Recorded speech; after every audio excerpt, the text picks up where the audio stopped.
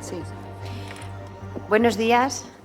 Yo creo que podemos empezar para no ir retrasándonos como ocurrió ayer.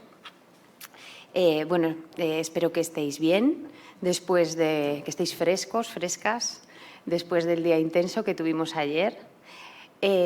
Vamos a dar paso a continuación a una mesa, una mesa de revisión, de síntesis de todos los ejes de las diferentes comunicaciones que se han presentado en el Congreso. Tenemos aquí en la mesa a una representante de cada uno de estos ejes. Como sabéis, cada uno de ellos estaban coordinados por dos personas. Aquí tenemos una representación de cada uno de ellos. Y antes de presentar a mis compañeras, os voy a explicar brevemente cómo vamos a organizar la mesa de nuestra mesa de resumen, como lo hemos llamado, de conclusiones. Aquí entre nosotras nos hemos intentado coordinar para dar un poco de estructura a la propuesta. Y lo que han preparado mis compañeras es una síntesis de las diferentes comunicaciones de su eje, tanto de la información de las comunicaciones como de las reflexiones, debates que han surgido tanto en la fase virtual, que se ha desarrollado en el campus de extensión de la Universidad de Valladolid, como en la fase presencial en las sesiones de ayer. Y nos han elaborado como unas frases resumen, unos titulares. También han sintetizado los retos que se han planteado en cada uno de sus ejes y luego han presentado una serie de preguntas. Pero bueno, las preguntas hemos decidido que no las vamos a utilizar, vamos a intentar que vengan de vosotros y si no, pues ya rescatamos las preguntas que surgen de los propios ejes.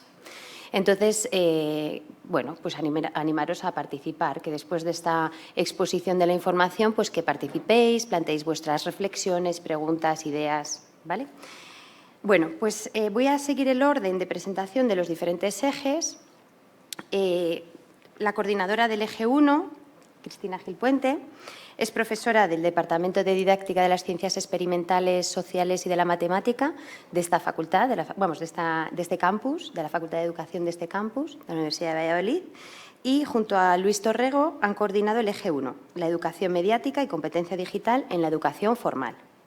Noelia Santamaría es profesora del Departamento de Pedagogía, también de este campus de Segovia, de la Facultad de Educación, y junto con Alba Torrego han coordinado el eje 2, la educación mediática y la competencia digital en la formación del profesorado.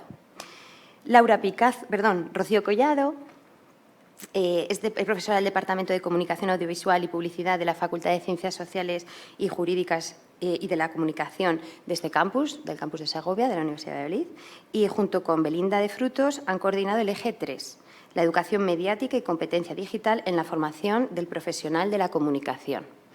Y ya para terminar, Laura Picazo es profesora de la Facultad de Ciencias de la Educación de la Universidad Internacional de Valencia y junto con David García han coordinado el eje 4, comunicación y educación, reflexiones e investigaciones. Entonces, doy la palabra a mi compañera Cristina Gil para que nos haga esta síntesis de su eje. Bueno, buenos días a todos. Muchas gracias, Ruth. Buenos días, compañeras. Y bueno, buenos días a todos los presentes.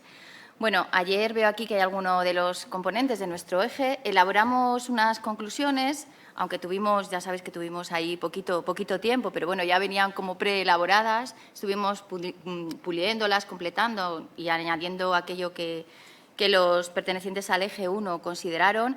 Y de todo eso que extrajimos y pusimos en común ayer, pues como ha dicho Ruth, hemos elaborado, mi compañero Luis y yo, unos titulares. Unos titulares que, como son titulares y no me los puedo aprender de memoria, os voy a leer brevemente. Bueno, el primer titular… primero os voy a decir cómo se titula el eje para que os ubiquéis un poco.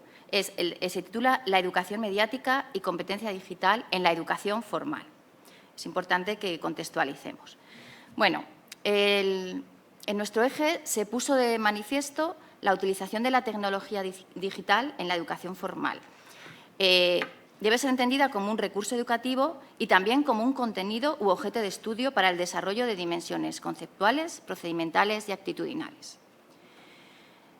Es preciso aprovechar la oportunidad que los currículos de las diferentes etapas educativas, en este caso infantil, primaria y secundaria, recogen para desarrollar intervenciones educativas sobre alfabetización mediática crítica para el logro de la competencia digital de una manera totalmente contextualizada. El desarrollo y la casi muy presencialidad de la tecnología digital deberían servir para construir una sociedad más democrática. Lo que pasa porque esté más informada, sea más crítica y tenga una mayor capacidad analítica. La educación mediática y la competencia digital tienen que estar presididas en la educación formal por un enfoque holístico, de forma que estén presentes en diversas asignaturas y se consideren dimensiones cognitivas, sociales, culturales y emocionales de los estudiantes. Los estudiantes deben tener la oportunidad de aprender a través de la experiencia, la experimentación y la resolución de problemas, lo que les permitirá desarrollar habilidades prácticas y aplicables en el mundo real y a distinguir lo valioso de lo que no lo es. Además, en la educación formal debe promoverse una alfabetización crítica. Los estudiantes deben aprender a evaluar críticamente la información que se encuentra en línea, con particular hincapié en las redes sociales y en los medios de comunicación tradicionales. Además, deben ser capaces de distinguir entre hechos y opiniones, identificar sesgos y evaluar la calidad de la información. Otra cosa que consideramos importante es que tanto la educación mediática como la competencia digital deben fomentar la colaboración y el trabajo en equipo. También la responsabilidad y la ciudadanía digital. Y, por último, y no menos importante, la tecnología no puede ser un medio para alejarnos del medio natural y del contacto con otras personas y grupos sociales. Bueno, como veis, todas estas conclusiones relacionadas con la educación formal están en línea de desarrollo de pensamiento crítico, formación de ciudadanos y relaciones sociales, relación con el entorno principalmente. Muchísimas gracias. Gracias, Cristina. Bueno, pues doy paso a Noelia, del eje 2, tu síntesis. Buenos días. Yo voy a hablar del eje 2. Trabajábamos el desarrollo de la educación mediática y la competencia digital en la formación del profesorado. Ayer andamos un poco cortos de tiempo para elaborar unas conclusiones muy extensas debido al poco tiempo que tuvimos, pero mi compañera Alba y yo hemos elaborado una especie de síntesis, también partiendo de la lectura de las 25 comunicaciones que se presentaron a este eje. Hemos englobado en 7 puntos las comunicaciones presentadas y os voy a comentar un poco todos ellos. El primero sería el análisis en la formación de competencias digitales y alfabetización mediática en la formación inicial de los docentes. Encontramos comunicaciones tanto de infantil, primaria y de otros niveles educativos. También había comunicaciones que hablaban del establecimiento de marcos competenciales que contribuyen a definir la formación en TIC y en medios que debe recibir el profesorado. Y encontrábamos también comunicaciones que hablaban de propuestas, unas propuestas de formación sobre TIC y medios y educación mediática en el ámbito de la formación inicial del profesorado. También había propuestas de formación sobre lectura de imagen y alfabetización visual y propuestas de trabajo e intervenciones sobre alfabetización mediática con el alumnado de primaria y de secundaria. Todas ellas presentaban resultados positivos y además afirmaban que favorecían a desarrollar ciudadanos críticos alfabetizados mediáticamente. Encontramos también otras comunicaciones que hablaban del uso de herramientas digitales para la docencia universitaria y de la importancia de la formación del profesorado universitario en educación mediática. También había otros estudios que hablaban de las nuevas tendencias que inciden en la formación del profesorado y sus competencias digitales, haciendo hincapié, la mayoría de ellas, en las redes sociales y en la inteligencia artificial. Llegamos un poco a conclusiones como que la alfabetización digital no podía ser ajena a la sociedad en la que se enmarca y en la que adquiere su sentido, y también en que hay dificultades a la hora de plantear la formación digital de los docentes, porque tradicionalmente se ha partido de un analfabetismo digital con una formación impuesta y sistematizada. Y, por último, hablar de que también destacábamos la necesidad de que dentro de la competencia digital del profesorado se incluyera una alfabetización mediática e informacional.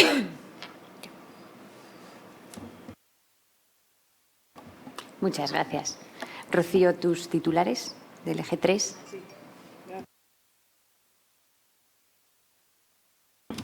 Sí, perdón, buenos días a todos y a todas.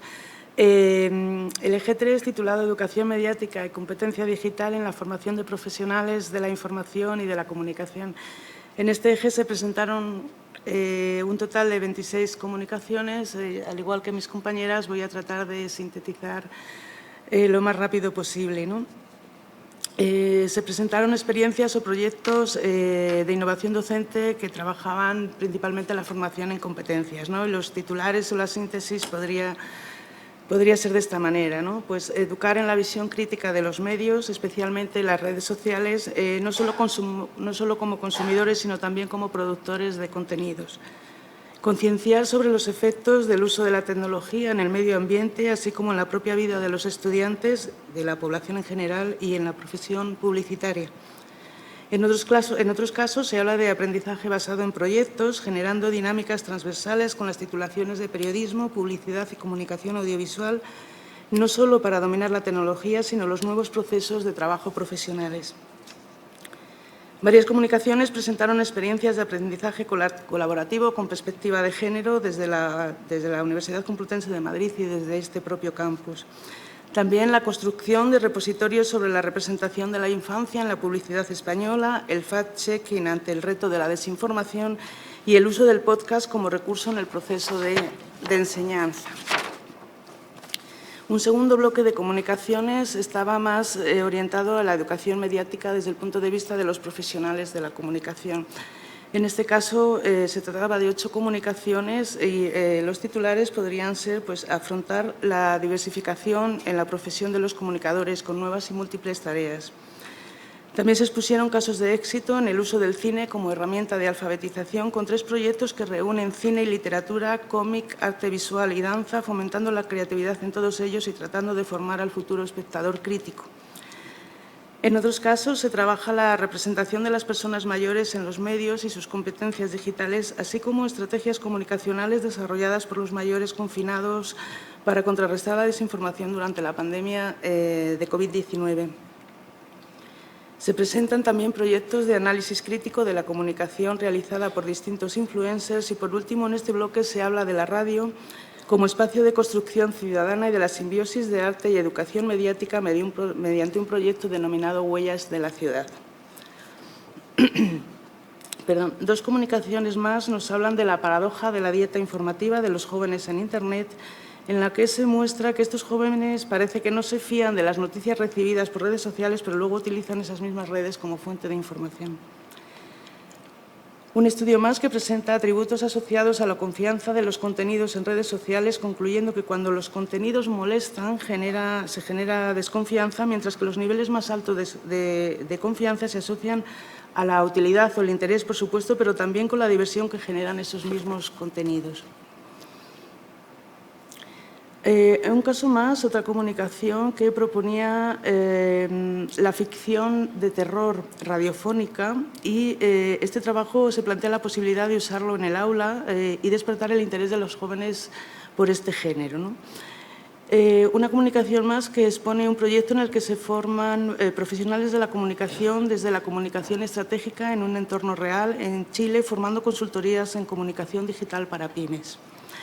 Por último, quedaron 2 propuestas que están encaminadas más a hablar o propuestas más de futuro, ¿no?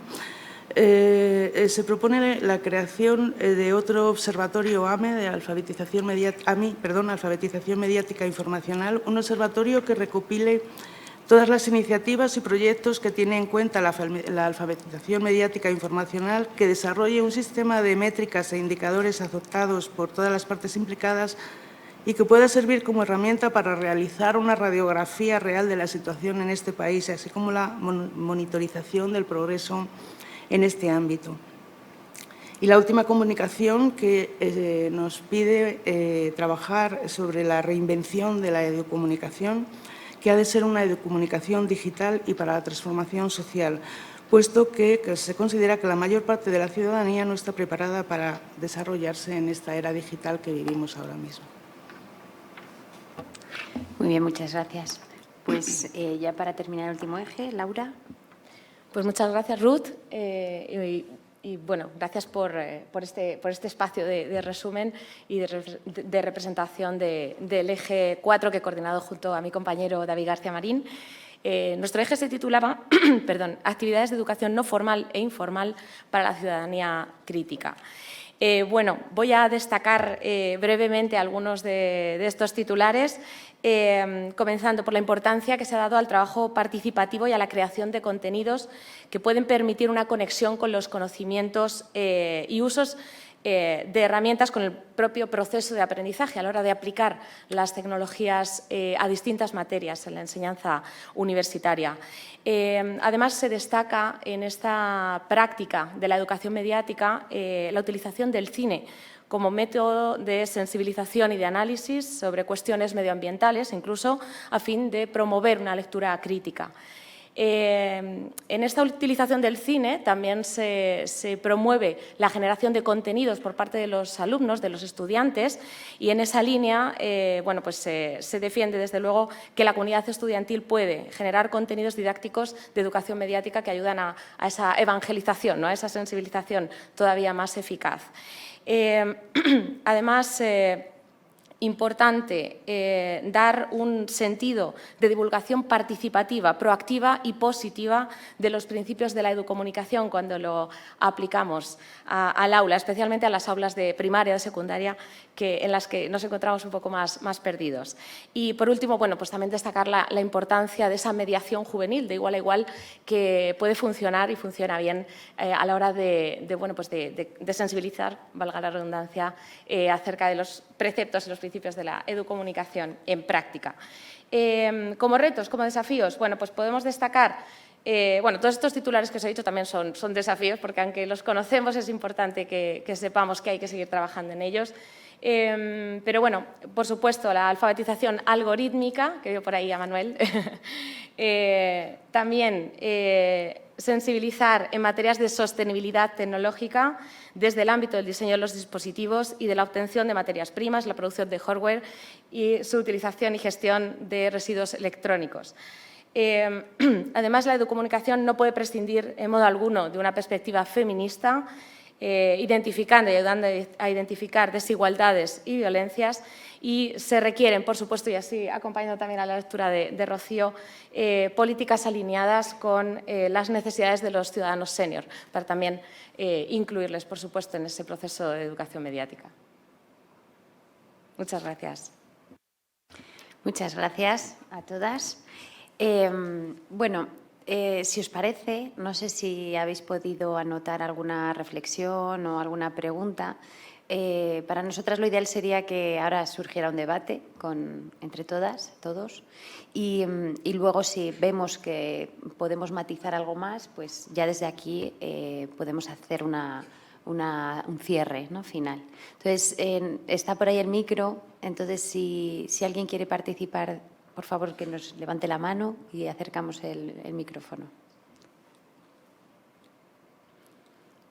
Bueno, yo creo que, así en lo que os vais animando, creo que es muy interesante ver la síntesis de cada uno de los ejes, porque hay elementos comunes en todos ellos y creo que ha ido quedando patente a lo largo del día de ayer, tanto en la mañana como en la tarde, y bueno, es algo como muy repetido, ¿no? Es necesario el pensamiento crítico, la ética en el uso de los medios, la educomunicación tiene que estar presente tanto en la educación formal, no formal y a lo largo de todas las etapas educativas, bueno, a lo largo de todo el ciclo vital, porque como hemos dicho, tenemos que proporcionar esta alfabetización mediática desde los niños, ¿no?, desde las primeras edades hasta las personas más mayores, para que podamos hacer un uso más crítico de los medios.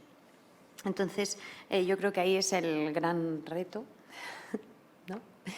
Y bueno, intentar que los medios que tienen un potencial maravilloso, pues que sigan siendo eso, un potencial, ¿no? Y que no se nos vuelvan en contra y sean un riesgo.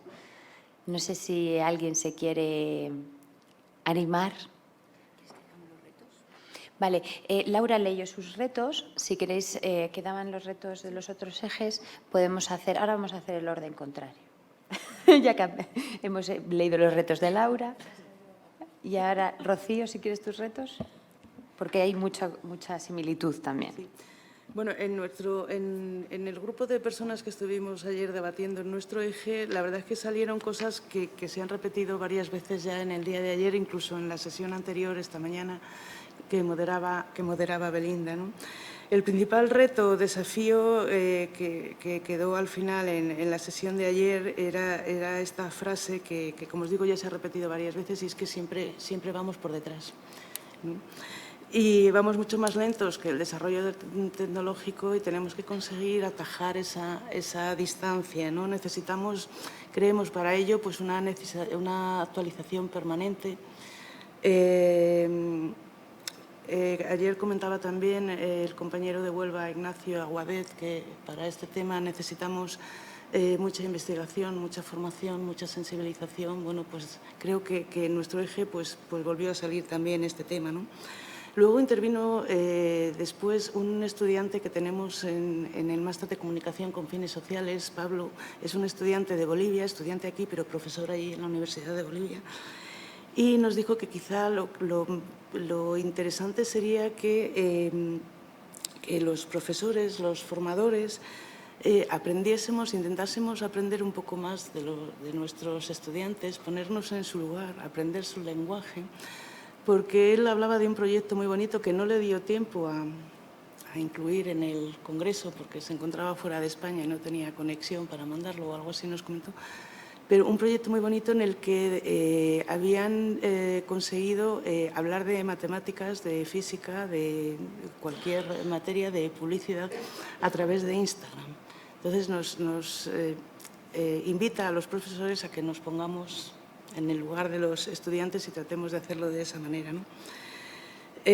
Por último, también se habló como reto recuperar el humanismo, que también se ha comentado esta mañana, en la sesión de esta mañana, ¿no? En un mundo marcado ya a día de hoy por la inteligencia artificial. En nuestro eje también íbamos un poco por la línea que ha comentado mi compañera y se hizo sobre todo hincapié en la importancia de una formación en competencia digital y alfabetización mediática, no solo para el profesorado en formación, sino también para el profesorado en activo, que es un poco lo que nos ha comentado, porque decía que cómo íbamos a educar mediáticamente en redes sociales o en otro tipo de aspectos como el metaverso, la inteligencia artificial, si nosotros mismos no sabemos utilizarles. Entonces también requiere que nosotros como profesores estemos más cerca de los alumnos y enfrentemos esa brecha generacional. Y también nos planteamos como otro reto que sería cómo podemos abordar la aparición de nuevas herramientas tecnológicas en la formación del profesorado, como el metaverso, la inteligencia artificial, y también pensar un poco qué incidencia tienen estas nuevas herramientas tecnológicas en el rol del propio docente. Eran más o menos los retos que surgieron. Muy bien. Bueno, pues nada, nuestros retos están directamente relacionados con las conclusiones y también directamente relacionados con los retos de mis compañeras, ¿no? Entonces, nosotros, como ya os he comentado, estamos dentro de la educación formal y una de las cosas que nos planteamos o reflexionamos sobre ellos es para trabajar todo el potencial, aprovechar el potencial de las TIC y aplicarlo de una manera innovadora en las aulas, o bien para poner en marcha un cambio innovador en el centro, con el uso o no uso de la tecnología, pero bueno, un cambio innovador, debemos plantearnos cosas como si estamos consiguiendo alguna mejora, si estamos formados para ello y, sobre todo, y para nosotros lo más importante, si estamos en coherencia con la finalidad educativa. Todos esos son nuestros retos. Bueno, muy interesante. No sé si queréis aportar algo, matizar. Mira, allí, gracias.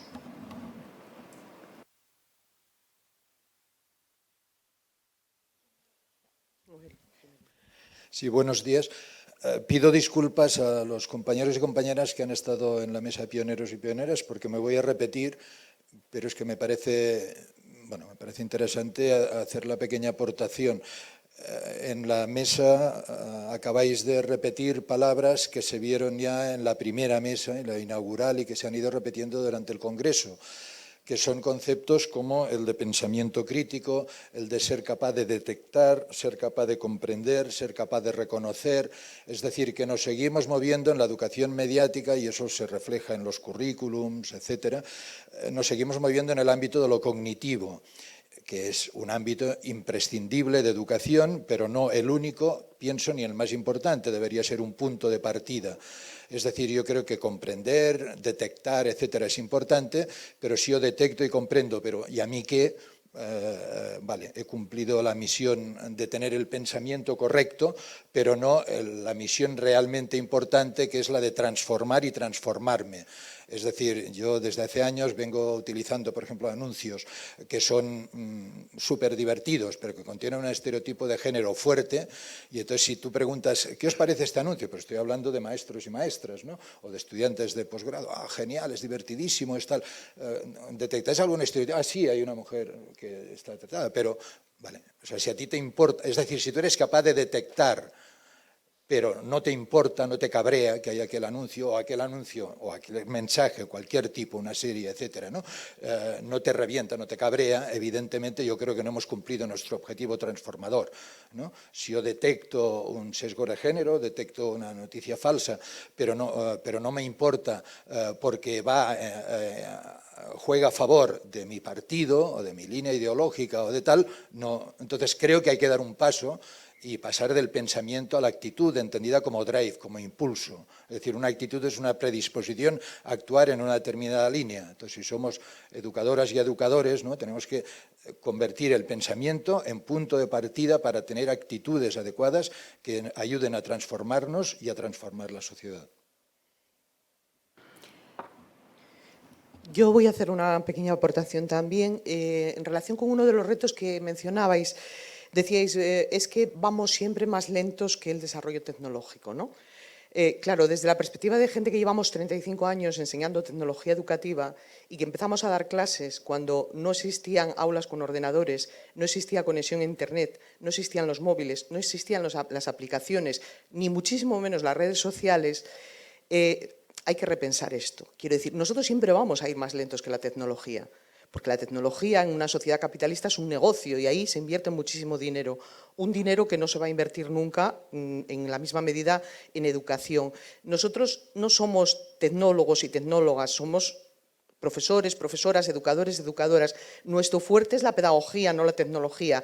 Yo no quiero decir con esto que no haya que actualizarse tecnológicamente y obviamente los que cuando hace 35 años enseñábamos en ordenadores, ahora sabemos enseñar con ordenadores. Pero la prioridad yo creo que no está ahí porque hay que saber y conocer el lenguaje de los estudiantes, hay que dejarnos enseñar también por ellos y por ellas las habilidades que tienen, pero nosotros tenemos que hacer otro papel ahí, porque si lo que hacemos es ayudarles a reproducir lo que ya saben hacer en redes sociales, pues no estamos ayudando mucho. A lo mejor hay que entrar ahí para ayudarles a pensar ese tipo de consumos, por qué los hacen, qué es lo que les mueve emocionalmente, como dice Joan, hacer ese tipo de consumos, ese tipo de mensajes y sobre todo ayudarles a construir sus propios relatos, sus propias narrativas que no tienen por qué ser las que se difunden a través de esas redes, que a veces, en el caso, por ejemplo, de las mujeres, son relatos muy lesivos para nuestras propias autopercepciones y nuestros propios derechos, ¿no?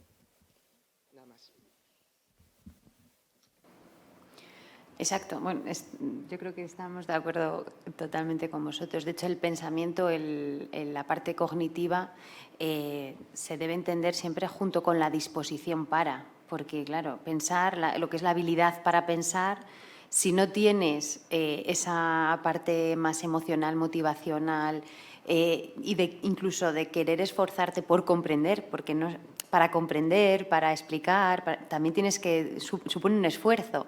Entonces tienes que tener la disposición para y luego esa actitud hacia el cambio, hacia el querer hacer algo, hacia transformar, ¿no?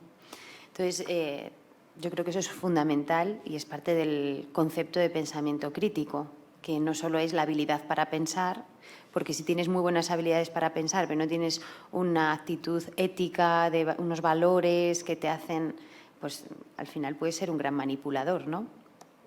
Entonces tiene que ir todo junto. El pensamiento crítico es pensar, pero también la parte ética y de los valores. No sé si queréis matizar algo de las aportaciones en la mesa. Mira, allí. Retomo lo de mis compañeros anteriores y la actitud. Creo que hay que agradecer al Congreso y sobre todo a Alfonso ese acompañamiento continuo en la parte virtual. Es decir, la tecnología la tenemos, no hemos participado, hagamos autocrítica, en la parte donde nos han estado instando a que colaboráramos, a que dijéramos, a que aportáramos. Y como profes sabemos lo mal que te quedas en cuanto a la actitud es como de silencio. No sabes si es buena o mala, pero hay un silencio, ¿no? Y el silencio en la red es todavía como más inesperado. Entonces yo diría que después de conocernos presencialmente, piel a piel, haber discutido, haber escuchado, haber discrepado, pues tenemos la plataforma para poder seguir el Congreso aportando y diciendo aquello que nos instaron a que dijéramos, a que leyéramos a los compañeros y a que un congreso donde no importa tanto el que se ha publicado en acta, sino realmente qué pensamos, qué aportamos, pues bueno, con tiempo, con tranquilidad, en tu hogar, en tu viaje, donde quieras, que para eso está la tecnología, devolvamos al congreso el esfuerzo tan enorme que han hecho de gestionar muy bien la información para que estuviera accesible a todos los congresistas y que quede un futuro abierto porque esa aportación que podemos hacer cada uno sea la actitud que está diciendo Joan. El paso al frente hay que darlo. Ya sabíamos todos que estaba, ya conocemos a Alfonso, nos dio ayer una lección rompiendo esos papeles, pues hagamos relatos con esa inteligencia artificial y con ese esfuerzo humano de actitud de todos los que han montado este congreso para conocernos, no para llegar al ego y poner una comunicación y no saber nada más qué pasa con los demás. Gracias por todo el esfuerzo. Cris. Bueno, nada, yo quería también aludir al tema de las actitudes. Yo creo que es fundamental y también a la transformación. Y bueno, decir que estamos dando un pasito en ello. Hay un proyecto en camino, una tesis doctoral que está trabajando sobre eso dentro del proyecto de Internética, así que esperemos pronto tener resultados porque se basa en eso, en actitudes de docentes y futuros docentes sobre lo que es la educación mediática. Así que estamos en ello.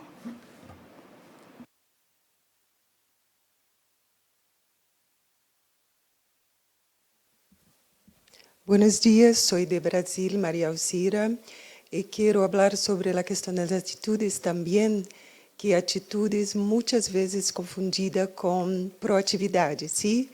Yo tengo actitud de hacer alguna cosa, pero para competencia, la actitud es valores, estar imbuido de valores que nos ajuda a tomar decisões éticas, ¿ok?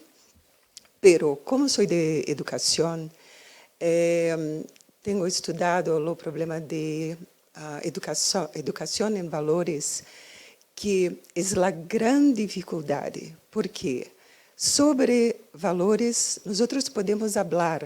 Eu sou solidário, eu tenho respeito, pero estar imbuído de valores só se pode ver quando a pessoa decide ou faz alguma coisa. É neste momento que sua educação em valores se mostra de fato. E quando trabalhamos isto na escola, os estudantes sabem o que se espera que se dice, o que se espera que eles digam, sim? Então, mesmo não estando imbuído de valores, não sentindo, não pensando a partir de valores, eles respondem o que esperamos. Zabala e Arnau, em Pedagogia da Competência, habla sobre isso. Este é o grande reto, que nós não respondamos o que esperam de nós e se agimos, né, nos comportamos a partir de valores. É um grande reto, porque las redes es llena de simulaciones de comportamientos, de modos de ser, que en verdad no es de este jeito. ¿Ok? Gracias.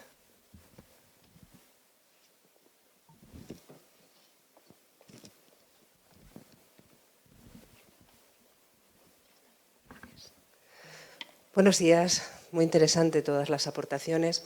Yo quería hacer una reflexión mirando para Laura en el ámbito de la educación no formal, porque las herramientas tecnológicas, aparte de una herramienta educativa claramente, a nivel social las podemos considerar como una herramienta para la participación ciudadana, para la integración, para el empoderamiento. Y a veces cuando estamos hablando de estas competencias digitales, digamos a alto nivel, aunque siempre decimos vamos por detrás, etcétera, estamos hablando a alto nivel, olvidamos colectivos para los que el alto nivel es hacer una solicitud de una cita en una administración electrónica. ¿Vale? La brecha digital que produce la brecha social, que a su vez la alimenta, es un punto negro de nuestro desarrollo social. Y creo que las universidades, como agente social, tenemos que convertirnos en un agente para el cambio y mirar para ese espacio también que he echado un poquito de menos en vuestra reflexión, ¿no? Todos estos colectivos, que es que no es que tengan brecha digital, es que no tienen acceso en algunos casos. Nosotros en León estamos trabajando en un proyecto muy interesante que tiene que ver con esto.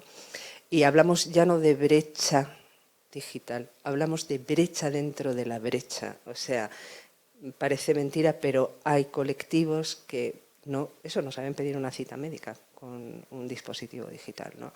Entonces, pongamos en la mesa el papel de las universidades como agente para el cambio, como agente para el desarrollo, y pensemos en estos colectivos, bueno, inteligencia artificial, dile a una de estas personas, en fin. ¿Vale?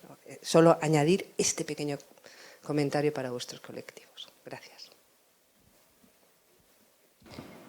Bueno, agradecerte muchísimo lo que has comentado. Es cierto que se han comentado algunos proyectos, por ejemplo, para el colectivo senior. De hecho, ayer hablaba con José Antonio Gabelas sobre Maximiliana, María Alcira nos habló también del proyecto y además tenemos el de la banca electrónica, pero es cierto que hay otros colectivos dentro de los que a lo mejor estarían cubiertos que sería muy interesante y desde luego es muy necesario también abordar. Así que luego me cuentas del proyecto. Gracias. Muy importante la aportación, no solo mayores, personas migrantes que no tienen el idioma, personas que no tienen acceso a la conectividad. Son muchos los colectivos que no tienen acceso o el conocimiento o la posibilidad. ¿Alguna aportación más? Luis.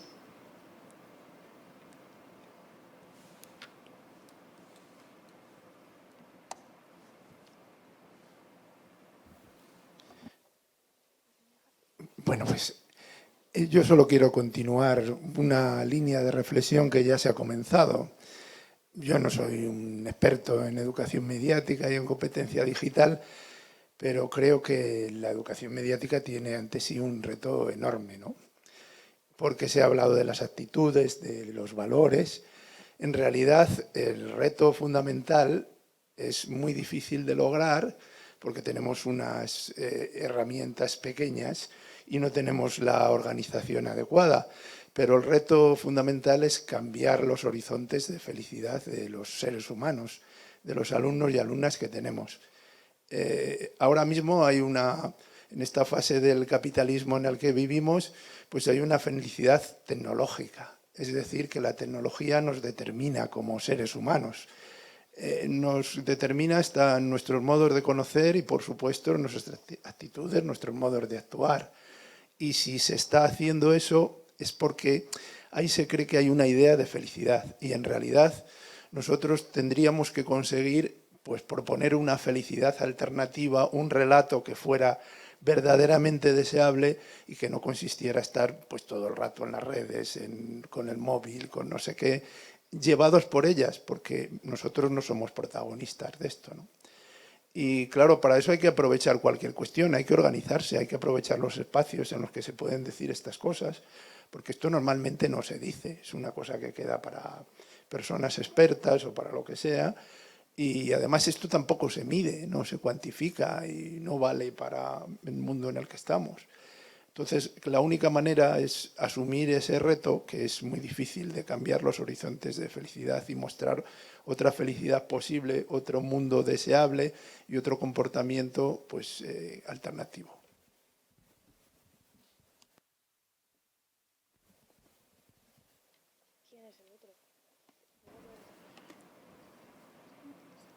¿Alguna persona más que quiera participar?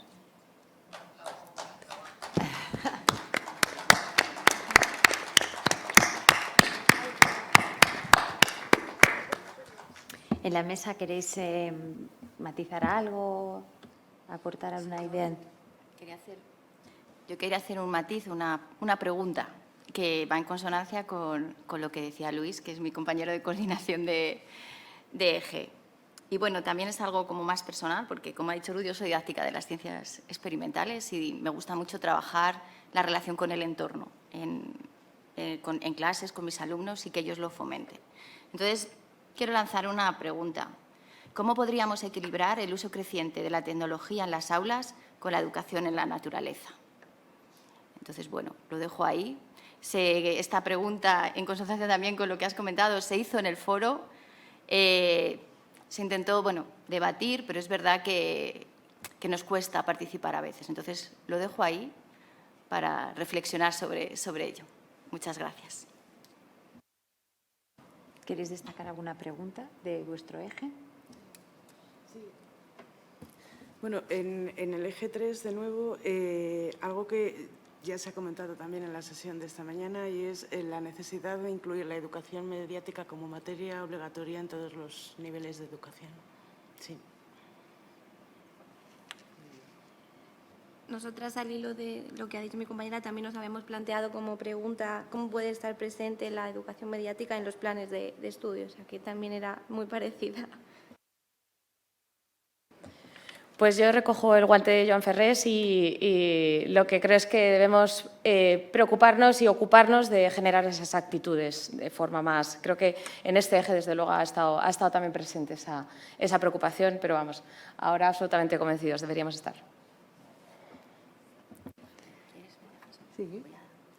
Bueno, en relación a la pregunta que han hecho Rocío y que ha hecho Noelia, yo creo que hay alguien aquí en la sala, Ana, que quizás podía contestar a ello, ¿no? ¿Qué te parece? Sí, venga, dinos algo. ¿Cómo se puede llevar a la educación formal esa educación mediática? Perdona por Vaya salto, Ana. Pero… Esto es un ataque. Bueno, nada, a ver, sí es cierto que necesitamos llevar a las aulas esta educación mediática, no siempre es sencillo. Bueno, acabo yo de plantear la investigación sobre todo esto, sobre todo en la formación profesional, que es una educación no formal, no obligatoria, principalmente no obligatoria. ¿Cómo lo podemos incluir? Es complicadísimo. Es muy difícil, pero debemos de tratar de una manera transversal, de poderla ir incluyendo poco a poco a través de los contenidos. En mi caso, en la formación profesional se trabaja sobre todo la parte técnica, pero no se incluyen estos contenidos de explicar para qué utilizamos toda esta tecnología.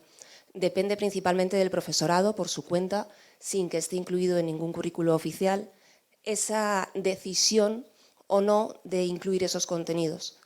Por lo tanto, quizá antes de animar al alumnado o a los futuros profesionales a aplicar esta educación mediática, debemos de animar, como bien planteaba antes la compañera, a todo el profesorado y a todos los responsables de esos futuros profesionales a aplicar estos conocimientos en su aula.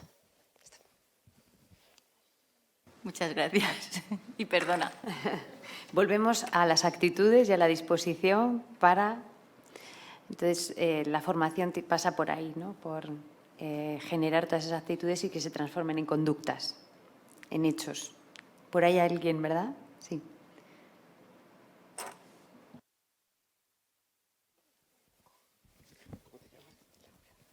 Bueno, primero agradecer a Laura que la pobre se está recorriendo toda la sala de lado a lado con el micro. Cuando estaba aquí me has dicho, ¿quieres preguntar? Le he dicho que no. ¿Y ahora? Voy y pregunto. Nada, hace muchos años que estamos trabajando la inclusión audiovisual en el aula. En Mercedes, muchos más que yo, pero vamos, más de 15 años llevamos ya con ello. En realidad no es tan difícil. Parece difícil, pero no lo es. Y lo malo es que ha dependido de voluntades, de nuevo. Islitas de profesores. Ayer comentábamos con Isabel que a veces no han sido islas, ha sido mucha gente. Hemos tenido estrenos de más de 5.000 estudiantes a la vez. O sea, ha habido muchos estudiantes que si lo miras en la gran masa de todo el país pues, no es tan significativo. Pero sí que había muchos profesores trabajando a la vez. Y en diferentes comunidades de España, con muchas realidades de aula diferentes, con muchos, pues eso, de la privada, de la pública, concertada, estábamos todos trabajando juntos. Hay con la nueva LOMLOE, por ejemplo, en cuarto de la ESO tenemos un tímido, hay una asignatura digitalización que tiene un bloque, ¿no? Que es educación multimedia, ¿no? y audiovisual, y bueno, ahí hay un poquito, ¿no? Ya empezamos a entrar.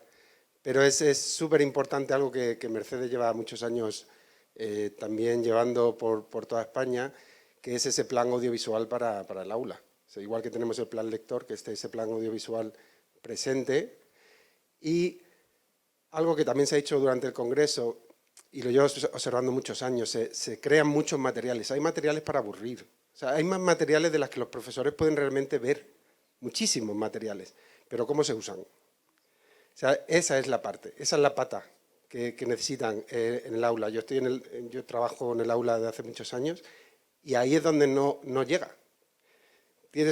Además hay unos materiales buenísimos, creados por profesionales buenísimos, que cuando los conoces y te gusta y te autoformas, pues dices, genial, lo voy a utilizar. Pero es una inversión en muchos estados pública que no está llegando a buen puerto. Entonces, sí que es el momento, con nuevas leyes, con la ley audiovisual que nos han dicho, con las plataformas que van a estar, no sabemos muy bien, pero tienen que estar también en la realidad educativa, de aunar todos estos esfuerzos y que todos estos congresos y esta unión llegue a la sociedad de una manera práctica, que no siga dando vueltas intelectualmente en una nube. Esa es mi opinión y reitero las gracias a Laura.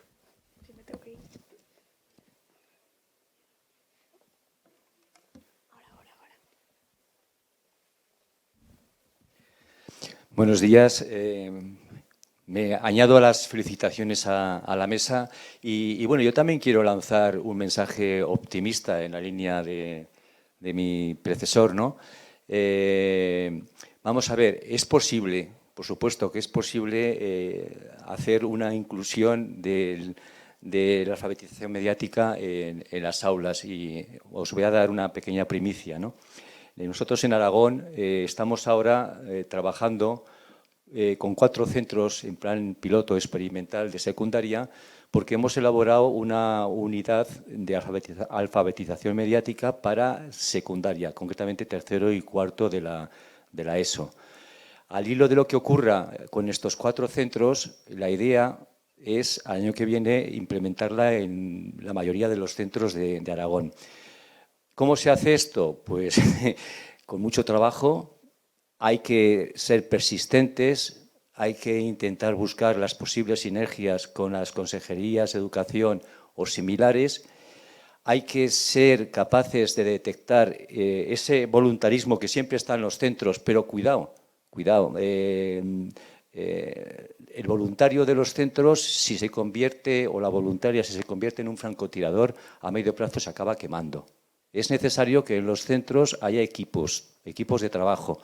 y que nosotros, nuestra idea es, al hilo de lo que ocurre ahora, este año, vamos a crear una red de intermediarios, de mediadores y mediadoras para que se conviertan en los dinamizadores de otros centros que vayan aplicando este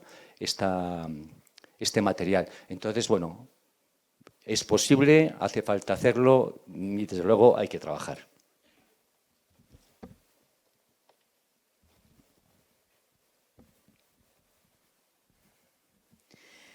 Bueno, es que a mí me gustaría responder un poco y además tomamos nota de lo que nos has propuesto sobre la FP. Nosotros desde el currículo, desde el Ministerio, en la propuesta curricular, también se incluye en los ciclos de formación de profesional básicos, la FP básica, hay una materia que es la de comunicación y sociedad en la que se incluye ya la alfabetización mediática e informacional. Aparece de forma explícita. ¿Qué sucede? Que es verdad que los chicos y chicas que están cursando estos ciclos formativos les sirve cuando ellos terminen para obtener el título en educación secundaria obligatoria y eso les permite también acceder a ya los módulos técnicos de formación profesional, que es ahí donde tú estabas haciendo, ¿no?, esa pequeña anotación.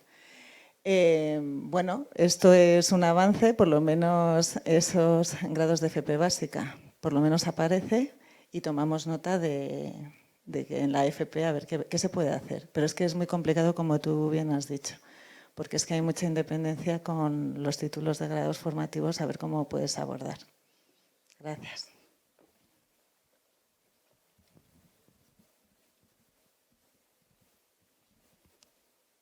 Yo quiero lanzaros una pregunta. Yo soy docente del grado de educación en primaria y en infantil e imparto el área TIC. En los grados de educación, al menos de mi universidad, no hay ninguna asignatura de educación mediática como tal. Entonces yo, bueno, pues estoy formada en este área, estoy especializada en este área, aprendiendo, desde luego, yo estoy muy abajo. Pero bueno, les doy ya un abordaje, intento trabajar de forma práctica para cómo pueden adaptar ellos y trabajar con sus futuros alumnos y alumnas en el aula. Quizá debería esto estar, en fin, mucho más reglado a nivel de la formación de los futuros maestros y maestras y también el máster de profesorado para secundaria. Pregunto.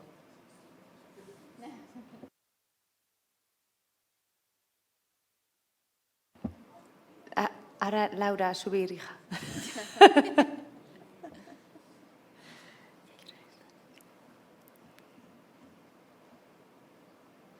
Una genia, Laura, gracias. Felicitaciones a esta mesa fémina maravillosa. Me quedo pensando en todas las intervenciones y intento discriminar. Si el objeto de estudio es esta educación mediática y competencia digital, queremos llevarla a los niveles obligatorios. El objeto de estudio es amplio y complejo en sí mismo.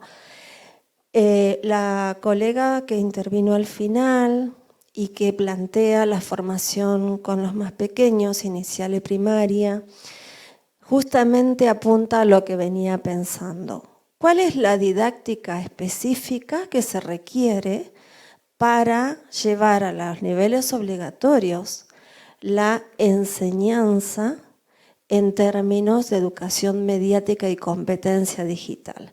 Es decir, muchas veces podemos garantizar el espacio curricular en un currículum, en la formación, en el nivel obligatorio, pero siempre vamos como haciendo el barco mientras navegamos, pues no tenemos especialistas didácticas en esa formación, ¿no?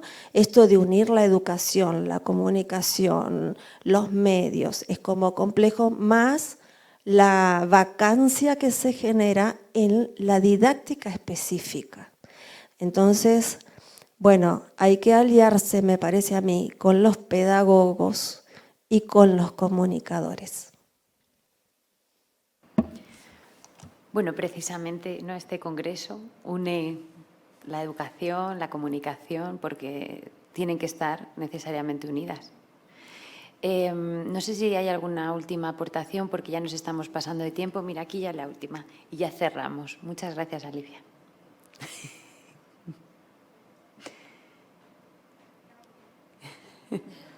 Ya voy. Aquí. Ahí.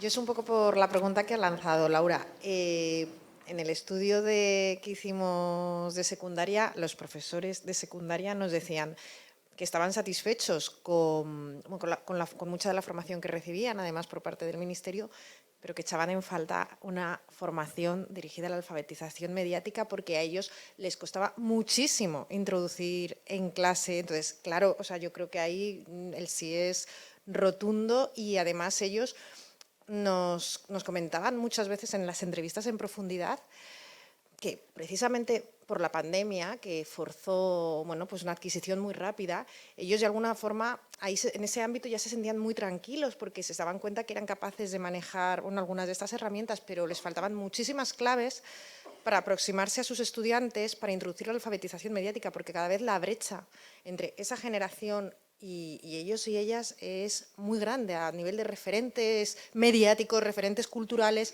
Entonces, la única forma que tienen para poder aproximarse es precisamente formándose en todos estos aspectos. Así que yo, simplemente una opinión. Gracias. Bueno, yo creo que voy a ya cerrar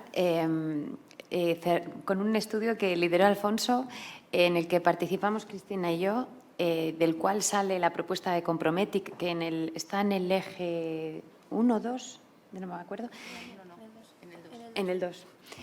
Y en este estudio, digamos que es paralelo al que ha realizado Ana en su tesis, y se analizó tanto el nivel de autopercepción de docentes, en nuestro caso era infantil, primaria, secundaria, y alguno caía de otra etapa educativa, en universidad, pero fundamentalmente infantil y primaria, y independientemente del nivel de autopercepción que tenían de su competencia, en general también lo que destacaban en la importancia de este conocimiento, cómo ellos pueden enseñar a sus estudiantes, cómo ellos pueden facilitar todas estas competencias en sus estudiantes y en ellos mismos. Entonces, yo creo que en todas las etapas educativas lo que hemos visto es que en general los docentes le dan mucha importancia. Luego ya se sienten competentes a diferentes niveles en las diferentes facetas de la competencia digital, pero ellos le dan mucha importancia. Entonces sí que hay que avanzar en este sentido, en modelos que sirvan y información a los docentes, porque la educación formal puede ser un punto de partida ideal para que toda la ciudadanía poco a poco tenga estos conocimientos y estas competencias. Bueno, lo dejamos aquí, que ya nos hemos pasado unos minutillos. Simplemente agradecer vuestra presencia, vuestra participación, a mis compañeras de mesa, y seguimos con la siguiente propuesta del Congreso. Al café, es verdad, ahora al café.